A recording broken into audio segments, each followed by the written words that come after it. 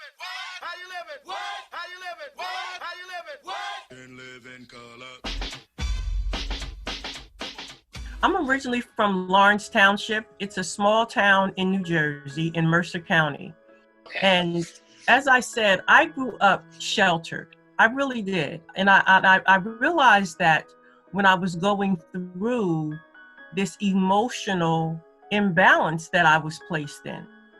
My family, I was a spoiled woman, you know, and my family put me in that position, you know, and even to this day, you know, they admit it, you know, I'm the youngest of like 13 children, you know, so as I said, I never had to do anything that I didn't really want to do. And if I wanted something, if one wouldn't give it to me, I'd go to another. So it was not just the physical, you hear, you can have this, you can have this, but even when I was in emotional stuff growing up as children, you know, you get hurt, somebody bothers you, you know, they were always there to pat me on the back. I remember one time I was of age to work. And for whatever reason, I was not given this job. My brother went to the people and I don't know what he said. He told me, you stay here. You're going to get this job. And I got that job. So it was stuff like that that allows you as growing up as an adult to kind of just sit back and chill and say, everybody else got it. They got me. They got me. So when I was in this position of retirement and what was coming at me was so different, I didn't know how to navigate. I didn't know how to show up for myself because I never had to show up for myself. But my wellness journey really started with, you know, when I was a child. I was just telling my grandson yesterday, we were having blackberries at lunch. And as a child growing up, we never brought fruits from the supermarket. We always had fields where we could just go and pick, because the area that I grew was very rural. You know, there was a train that rode through our town. We had mulberry, blackberry, grapes, apples, cherries, you know, that we can go and pick in our neighbor's yard.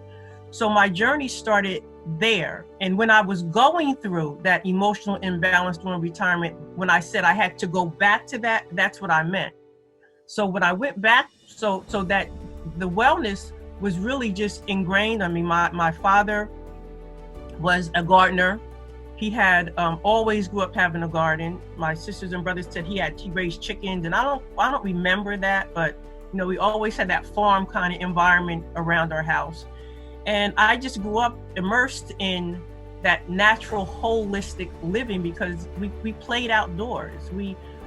During the summer, you know, we didn't wear shoes. You know, we grounded unknowingly because that's what, you know, a part of what grounding is, you know, go out and take your shoes off and stand in the grass for a little bit, you know, play in the sand for a little bit. But so we did those things naturally because it was a part of that time period. And that's why in this time that we're in, I'm encouraging people to get back to that holistic, natural approach that we had when we were children, playing outdoors and connecting with nature and gardening. So the wellness journey was always who I was and a part of my life. You know, growing up, getting away from it, you know, you got a meal, you go fast foods and that kind of thing. I mean, I had that in some parts of my life as an adult, even raising my children, but I always made sure that my children ate fresh. So the wellness journey was always a part of my life. It's more now so because I see the need. I like that balance that I had when I was a child, that free flowing, clear mind. You know, I liked that part of who I was. So I'm getting that back, and in doing that, it's going back to eating more of a plant-based diet. It's going back to using fresh herbs. It's going back to drinking more water. It's going back to, eating wholesome instead of eating the fast foods and those foods that really are nutritionally dead.